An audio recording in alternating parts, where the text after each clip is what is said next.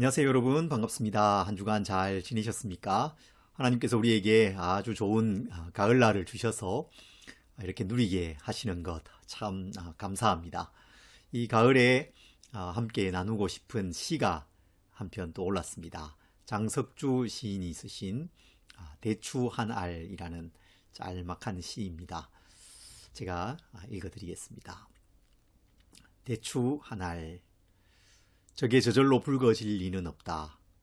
저 안에 태풍 몇 개, 저 안에 천둥 몇 개, 저 안에 벼락 몇 개. 저게 저 혼자 둥그러질 리는 없다. 저 안에 무서리 내리는 몇 밤, 저 안에 땡볕 두어 달, 저 안에 초승달 몇 날. 예, 추석을 보내면서 이 시가 떠올랐습니다. 그리고 이 대추 한 알만이 아니라 우리의 인생이 그렇구나, 그런 생각을 하게 됩니다. 저절로 익지 않지요. 저절로 성숙되지 않습니다. 여러 가지 어려움을 겪습니다. 코로나도 겪고 또 경제적인 어려움이 찾아오기도 하고 직장 속에서의 어려움이 있기도 하고 또 우리 건강상의 어려움을 겪기도 합니다. 그러면서 붉어지고 둥그러지고 익어가고 성숙해 가는 것이죠. 지금 우리가 겪는 여러 일들, 그 가운데 어려운 일들도 있을 텐데 그런 일들에 대해서 우리가 열린 마음을 가지고 하나님께서 이 여러 일들을 통해서 나를 만나주시고 또 성숙시켜 가기를 원하시는구나, 그렇게 생각하시면 우리에게 찾아오는 고난이 오히려 큰 유익이 되리라 생각합니다.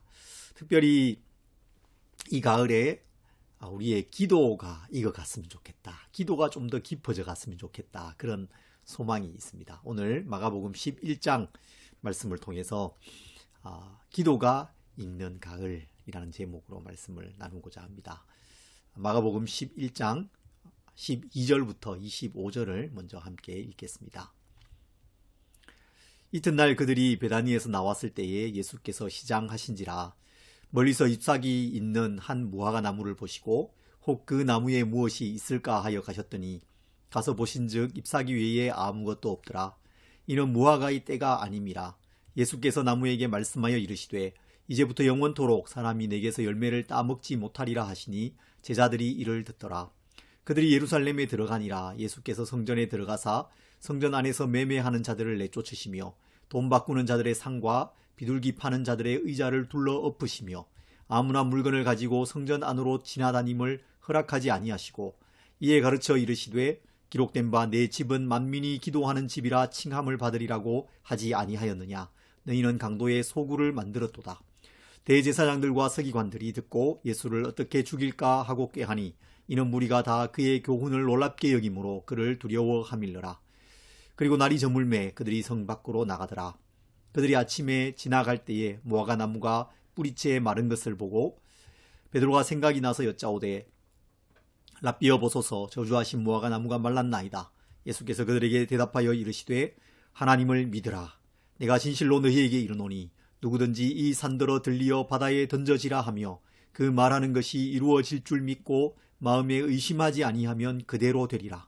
그러므로 내가 너희에게 말하노니 무엇이든지 기도하고 구하는 것은 받은 줄로 믿으라. 그리하면 너희에게 그대로 되리라. 서서 기도할 때에 아무에게나 혐의가 있거든 용서하라. 그리하여야 하늘에 계신 너희 아버지께서도 너희 허물을 사하여 주시리라 하시니라. 아멘. 우리는 지금 마가복음을 함께 살펴보고 있습니다. 마가복음은 가장 짧은 복음서이지만 그 구조가 아주 잘 짜여진 복음서입니다. 마가는 아주 문학적으로 잘 짜여진 그 구조를 통해서 예수님께서 하나님의 아들이시고 그리스도이시고 우리를 위한 십자가의 대속의 죽음을 죽으신 구원자라는 사실을 분명하게 드러내 보여주고 있습니다. 마가복음 1장부터 8장이 마가복음의 전반부입니다. 그 부분에서는 예수님께서 주로 갈릴리 지역에서 사역하십니다. 사람들을 만나시고 말씀을 가르쳐 주시고 또 병을 고쳐 주시고 귀신을 내어 쫓아 주시죠. 그런 예수님의 기적이 그 앞부분에 많이 나타납니다.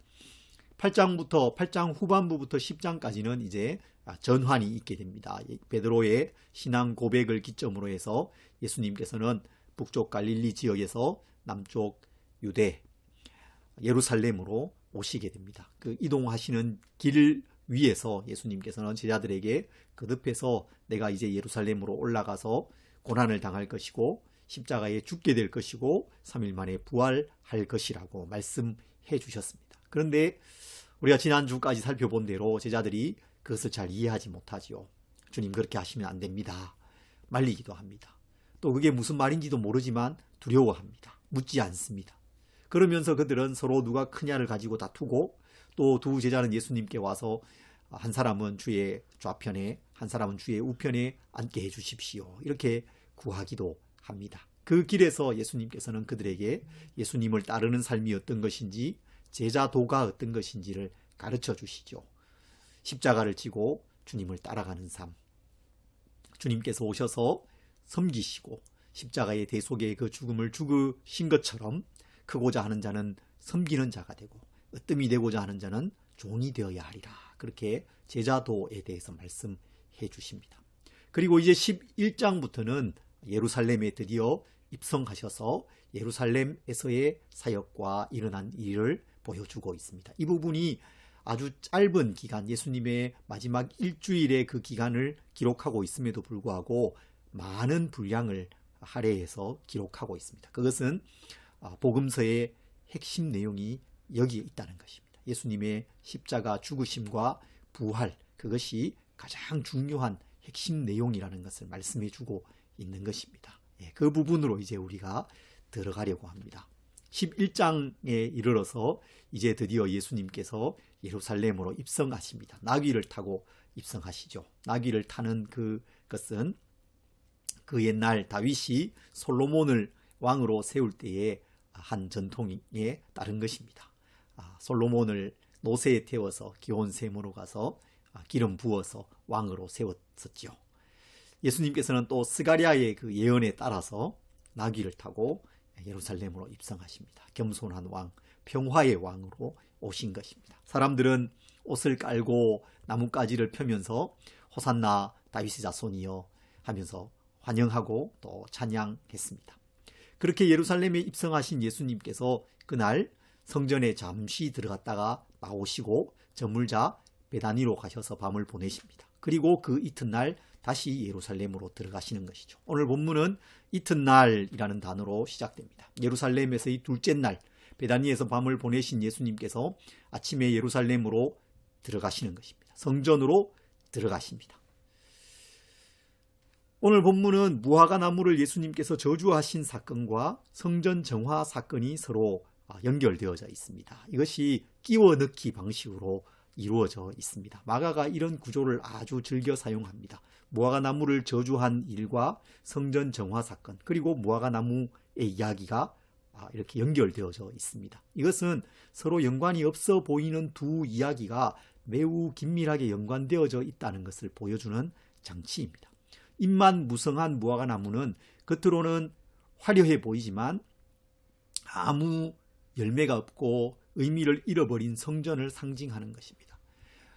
당시 예루살렘 성전은 헤롯이 46년에 걸쳐서 지은 아주 웅장하고 화려한 건물이었습니다. 화강석으로 외장을 입혀 놓아서 그것이 높은 산 위에 지어져 있는데 햇빛을 받아서 그것이 반짝반짝 빛나는 그런 멋진 건물이었다고 합니다.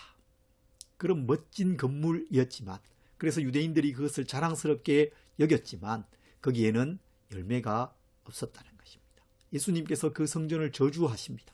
먼저는 열매 없는 무화과 나무를 저주하시죠. 잎만 무성한 그 무화과 나무. 11장 14절에 이제부터 영원토록 사람이 내게서 열매를 따먹지 못하리라, 그렇게 말씀하십니다. 그리고 그 후에 제자들이 다시 그곳을 지날 때에 그 무화과 나무를 보았을 때에 뿌리부터 말라 있었습니다.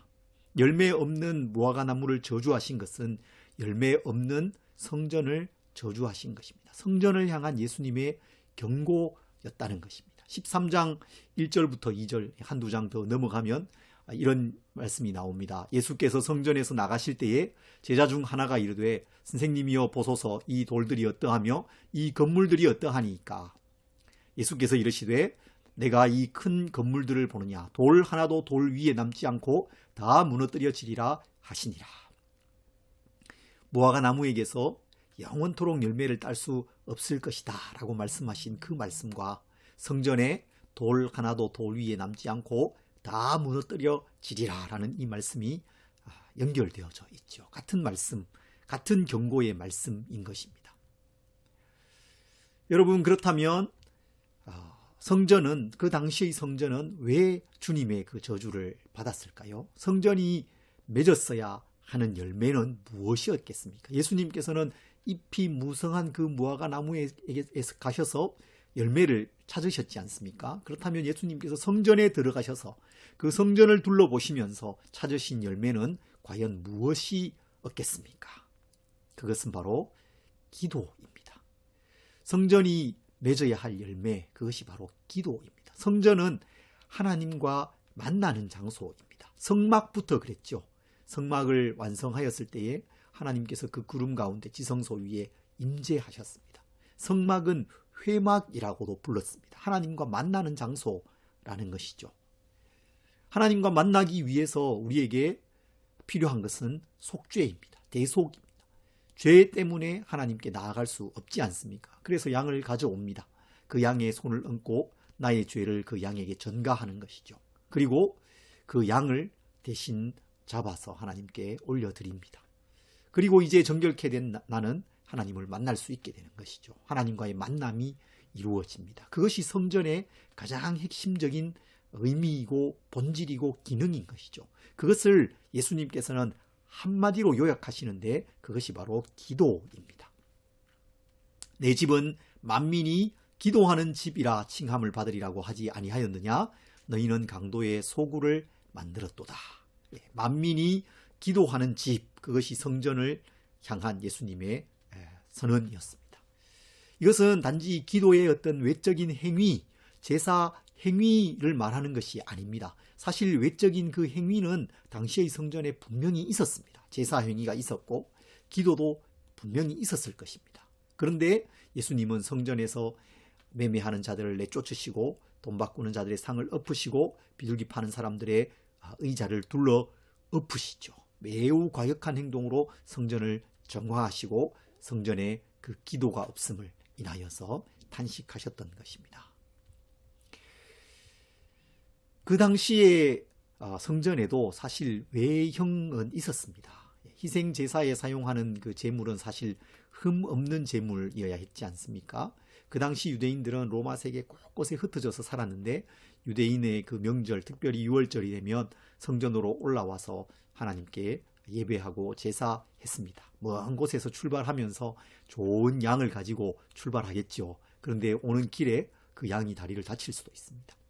그 양이 병들 수도 있습니다. 죽을 수도 있습니다. 그러면 그 제사자는 그 양으로 하나님께 예배할 수 없게 되는 것이죠. 그래서 성전에서 제사에 사용할 양을 팔게 되었습니다. 예루살렘 주변의 목자들이 양을 쳐서 그것을 성전에 공급하면 그 성전에서는 그 양을 순례객들에게 팔았던 것입니다. 제사자의 편의를 위한 것이었고 또 더 나아가서는 온전한 제사가 이루어지도록 하는 그런 것이었습니다. 또 지역마다 화폐가 다 종류가 달랐기 때문에 성전세나 헌금을 내기에 불편함이 있었거든요. 그래서 동전도 바꾸어 주게 된 것입니다.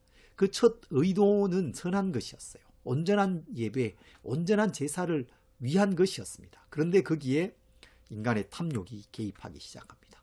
성전에서 산 물건이 아니면 아무리 흠 없는 것이라도 받아주지 않습니다. 그리고 그것을 매우 비싼 값에 팝니다. 막대한 부가 성전으로 흘러들어가고 성전을 중심으로 축적되고 성전 권력은 매우 막강하게 되었습니다. 사람들 위에 군림하고 그렇게 사람들을 압제하는 기관으로 변질되었던 것입니다. 그 결과 그곳이 강도의 소굴이 되고 말았죠. 예수님께서 너희가 이곳을 강도의 소굴로 만들었구나 그렇게 말씀하십니다. 탐욕과 폭력이 가득한 곳이 되었습니다. 제사의 행위가 있었습니다. 기도의 행위가 있었죠. 그러나 참된 제사, 참된 기도, 하나님과의 만남은 없었던 것입니다. 하나님과의 참된 교제, 하나님과의 사귐이 있어야 됩니다. 예수님의 그 임재가 있어야 됩니다. 예수님을 통해서 예수님의 그 대속의 은혜를 의지해서 하나님께 나아감, 그것이 우리에게 있어야 하는 것입니다. 지난주에 우리가 살펴본 말씀대로 인자가 온 것은 섬김을 받으려 함이 아니라 도리어 섬기려 하고 자기 목숨을 많은 사람의 대속물로 주려 함이니라 주님 말씀하셨죠. 주님께서 그 대속의 죽음을 죽으셨습니다. 그 대속의 은혜를 힘입어서 하나님께 나아가고 하나님과의 사귐과 교제의 관계 속으로 들어가는 것, 그것이 바로 기도인 것입니다. 무화과 나무가 마른 것을 제자들이 발견하고 예수님께 이 무화과 나무가 말랐습니다, 이렇게 말하죠. 그 후에 제자들과 예수님의 짧은 대화가 오늘 본문 뒷부분에 기록되어져 있습니다. 그 대화 속에서 예수님께서는 기도의 열매를 맺는 아주 중요한 두 가지의 원리를 교훈해 주십니다. 매우 구체적인 두 가지의 원리입니다. 무화과 나무의 저주와 성전 정화 사건에 대한 이 흐름 속에서 이 두 가지를 우리가 깊이 좀 살펴보고 또 생각해 보았으면 좋겠습니다. 그 첫째는 하나님을 믿으라라는 것입니다. 하나님을 믿으라라고 주님께서 말씀하시죠. 하나님을 향한 신뢰, 하나님을 향한 기다림, 그것을 말하는 것입니다. 먼저 하나님의 전능하심을 믿어야 합니다. 그 능력을 믿어야 합니다. 하나님께 능치 못함이 없으시죠. 9장에 예수님께서 말씀하십니다. 할 수 있거든이 무슨 말이냐? 믿는 자에게 능히 하지 못할 일이 없느니라. 하나님께서 하시지 못할 일이 없으십니다. 이 천지 만물을 말씀으로 만드셨고 지금도 다스리고 계십니다. 하나님께서 사람의 모든 삶을 주관해 가십니다. 살리기도 하시고 죽이기도 하시고 높이기도 하시고 낮추기도 하십니다. 복을 주기도 하시고 화를 내리기도 하시는 분이 우리 하나님이십니다. 하나님께 능치 못할 일이 아무것도 없습니다. 하나님의 복음의 능력이 있고 하나님의 말씀의 능력이 있습니다. 우리는 하나님의 그 능력을 신뢰해야 합니다. 내가 진실로 너희에게 이르노니 누구든지 이 산들어 들리어 바다에 던져지라 하며 그 마음에 의심하지 아니하면 그대로 되리라 주님 말씀하셨습니다. 또 우리는 하나님을 믿되 하나님의 선하심을 믿어야 합니다. 좋으신 아버지이심을 믿어야 합니다. 시편 23편에 여호와의 선하심과 인자하심이 반드시 나를 따르리니 내가 여호와의 집에 영원히 살리로다 말씀합니다. 너희가 악할지라도 좋은 것으로 자식에게 줄 알거든 하물며 하늘에 계신 너희 아버지께서 좋은 것을 그 자녀들에게 주시지 않겠느냐, 그렇게 말씀하시죠. 좋은 것을 주시는 분. 로마서 8장 28절에는 우리가 알거니와 하나님을 사랑하는 자 곧 그 뜻대로 부르심을 입은 자들에게는 모든 것이 합력하여 선을 이루느니라, 그렇게 말씀하십니다. 때로 우리가 보기에 좋아 보이지 않는 일도 있습니다. 좋은 것이 아닌 것처럼 보일 때도 있습니다. 그러나 하나님 우리를 사랑하시는 선하신 하나님께서 나에게 가장 좋은 것을 주신다, 나의 가장 유익한 길로 나를 인도하신다라는 것을 믿어야 합니다. 신뢰 가운데 하나님께 기도로 나아가시기 바랍니다. 두 번째의 원리는 혐의가 있거든 용서하라라는 것입니다. 기도의 또 다른 중요한 원리입니다. 오늘 본문 마지막 절에 25절에 이 원리가 기록되어져 있습니다. 서서 기도할 때에 아무에게나 혐의가 있거든 용서하라. 그리하여야 하늘에 계신 너희 아버지께서도 너희 허물을 사하여 주시리라. 주기도 속에도 사실 이 원리가 담겨져 있죠. 우리가 우리에게 죄 지은 자를 사하여 준 것 같이 우리 죄를 사하여 주시옵고, 그렇게 기도합니다.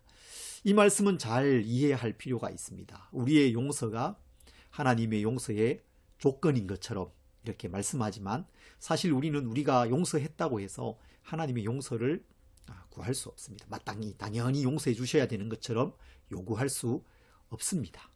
그러나 반대로 내가 내 이웃을 용서하지 않고 중요한 관계가 깨어져 있고 여전히 분노 가운데 살아간다면 우리는 하나님께 용서와 은혜 또 기도의 응답을 기대하며 하나님 앞으로 나아갈 수 없다는 것이죠. 그것은 참된 기도가 아닙니다. 하나님과의 관계가 막히게 되는 것입니다.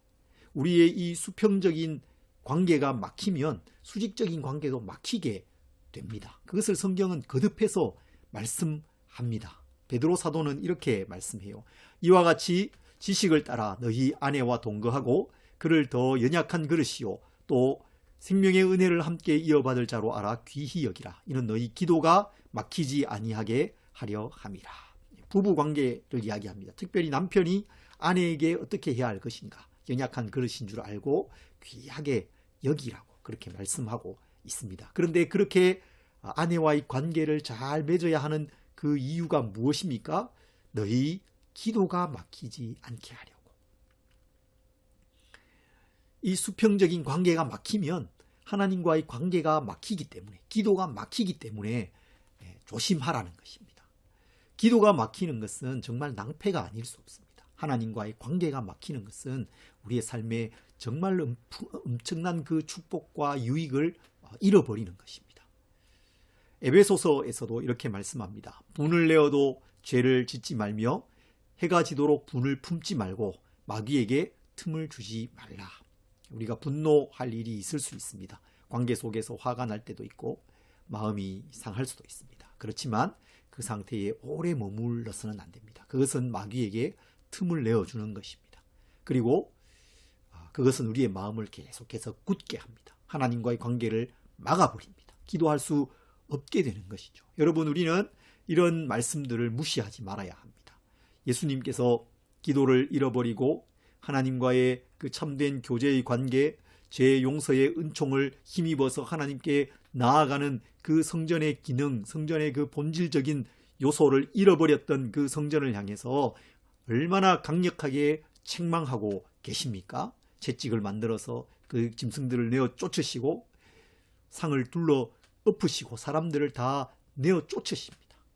주님의 그 마음을 우리가 느낄 수 있는 것이죠. 애타게 참된 예배자, 참된 기도자, 하나님께 나아오는 사람을 찾고 계시는 것입니다.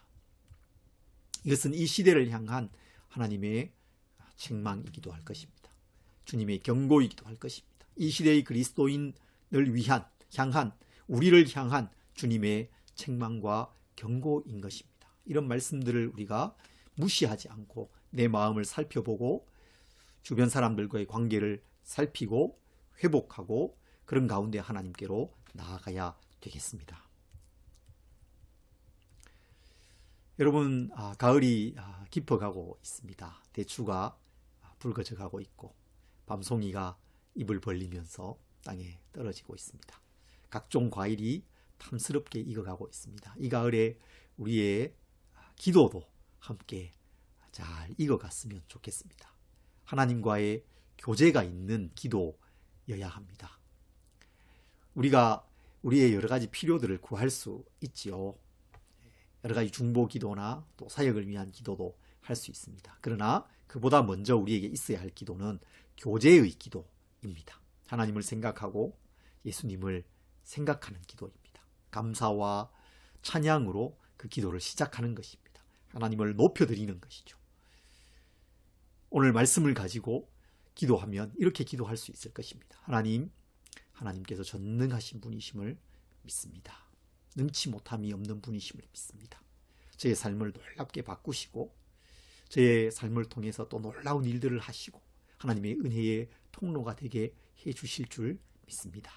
주님 참 좋은 분이심을 믿습니다. 하나님 선하신 분이시고 저의 좋은 아버지이심을 제가 믿습니다. 때로 저에게 좋지 않아 보이는 이런 일들도 주님께서 저에게 주시는 가장 유익하고 좋은 길이라는 것을 제가 고백합니다. 합력하여서 선을 이루어 가실 것을 제가 바라봅니다. 그렇게 고백하며 찬양하며 주님을 높여드리는 기도, 교제의 기도를 드리십시오. 주님께서 그것을 기뻐하십니다. 그리고 그것이 우리의 기도를 더 풍성하게 만들어 줄 것입니다. 교제의 기도가 우리 기도 속에 더 풍성해져야 합니다. 그것이 기도가 채워져 가는 것입니다. 기도가 익어가는 것이죠. 성전은 만민이 기도하는 집입니다. 하나님과 만나는 곳입니다. 교제의 장소입니다. 기도하는 장소입니다. 그렇게 우리의 기도가 더 깊어져 가고 탐스럽게 익어가는 가을, 기도의 깊이를 점점 더 더해가는 그런 이 계절을 보내시는 우리 모든 지체들이 되시기를 간절히 소망합니다.